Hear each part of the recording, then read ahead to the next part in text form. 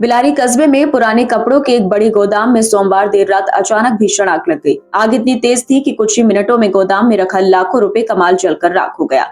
धुआं और लपटें दूर दूर तक दिखाई दे रही थी, जिससे आसपास के लोगों में अफरा तफरी मच गई। तुरंत पुलिस और दमकल विभाग को सूचना दी गई, जिसके बाद कई दमकल गाड़ियां मौके पर पहुंची और कड़ी मशक्कत के बाद आग पर काबू पाया गया। आग बुझाने के दौरान एक नया और बड़ा मामला सामने आया। गोदाम के बिल्कुल पास एक ट्रक खड़ा मिला, जिसके अंदर बड़ी संख्या में फ्रिज लोड थे। अब अधिकारियों ने ट्रक के चालक और मालिक का पता लगाने की कोशिश की, तो करीब 1 घंटे तक कोई भी व्यक्ति ट्रक को अपनाने के लिए सामने नहीं आया। तहसीलदार बिलारी और फायर विभाग के अधिकारियों द्वारा सख्ती से पूछताछ किए जाने पर डिंगरपुर निवासी यासीन जमील ने ट्रक को अपना बताया। उसने दावा किया कि संबंधों के चलते वे ट्रक को सुरक्षित समझकर यहां खड़ा कर गया था, लेकिन जब अधिकारियों ने गहराई से जांच की तो मामला संदिग्ध निकला। जानकारी मिली कि इस ट्रक का उपयोग फर्जी बीटी के माध्यम से अवैध माल की ढुलाई में किया जा रहा था। बताया गया कि फ्रीजों की आड़ में पुराने कपड़ों से तैयार की गई रुई, तकिया और अन्य सामान ट्रक में भरकर ले जाए जाते थे, जिससे सरकार को लाखों रुपए का जीएसटी नुकसान होता है। अधिकारियों का कहना है कि ट्रक मालिक ने मौके पर भी और मीडिया के सामने भी कई बार झूठ बोला। फिलहाल पुलिस ने ट्रक मालिक से विस्तृत पूछताछ शुरू कर दी है। उल्लेखनीय है कि कुछ दिन पहले भी इसी क्षेत्र में एक अन्य गोदाम में आग लगी थी। उस दौरान फायर ब्रिगेड अधिकारियों ने व्यापारियों को निर्देशित किया था कि वे अपने अपने गोदामों के लिए अग्निशमन विभाग की एनओसी अनिवार्य रूप से लें, ताकि भविष्य में दुर्घटनाओं पर रोक लग सके। लेकिन चेतावनी के बावजूद यहाँ के अधिकांश गोदाम बिना एनओसी के ही संचालित हो रहे हैं।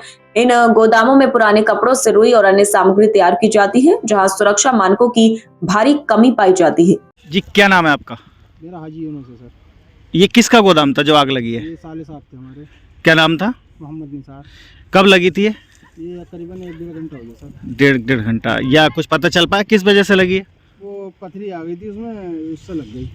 अच्छा, कितना नुकसान हुआ है? करीबन हो गया 15-20 लाख का नुकसान हो गया सर। 15-20 लाख का।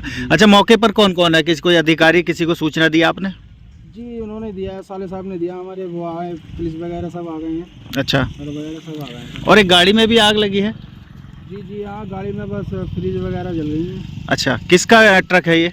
ये है तो और किसी का ही, फिर भी हमारा माल जाता है इसमें सर। माल जाता है? जी। अच्छा, किसका ट्रक है, कुछ मालूम है? नाम का तो मालूम नहीं सर। अच्छा, किसका माल है इस ट्रक के अंदर? माल तो निसार भाई का ही है। निसार भाई का ही माल है? ये माल कहाँ लाते थे? हेलो, ये सर, ये कतरन लोहे की फैक्ट्रियाँ चलाते हैं और यहाँ इनका स्टॉक था इसी फील्ड में। जब हमें सूचना मिली तो तत्काल हम घटनास्थल पहुँचे और आग बुझाई जा रही है। और यहाँ पर एक ट्रक खड़ा हुआ था, अब तो दूसरी साइड चला है, रोड के उस पार चला गया है, लेकिन जहाँ घटना स्थल है वहाँ पर ट्रक खड़ा हुआ था। इसकी हमें जानकारी सही रूप से प्राप्त नहीं हुई है, ये ट्रक यहाँ क्यों खड़ा गया था। इसमें इलेक्ट्रॉनिक सामान भरा गया है।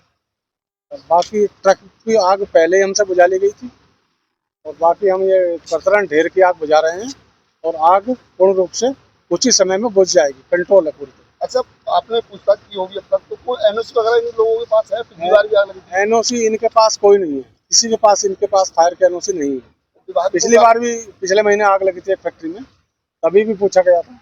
तो एनओसी क्या कार्रवाई की? विभाग की तरफ से इनको बार बार अवगत कराया जा रहा है एनओसी लेने के लिए, तो कोई और अग्निशमन व्यवस्थाएं कराने के लिए। अब पानी की व्यवस्थाएं अपने हौजरी, हाइडेंट वगैरह निश्चित पॉइंट लगाएं। कितना नुकसान हुआ है? नुकसान का अभी हमें क्षति का आकलन अभी हुआ नहीं है, इनसे जानकारी की जाएगी, सभी सामान लिखा जाएगा, नोट किया जाएगा। कोई विभागीय कार्रवाई की जाएगी क्या? विभागीय कार्रवाई, इनको नोटिस भेज दिए जाएंगे। फिलहाल पुलिस, फायर विभाग और प्रशासन पूरे मामले की जांच में जुटा है।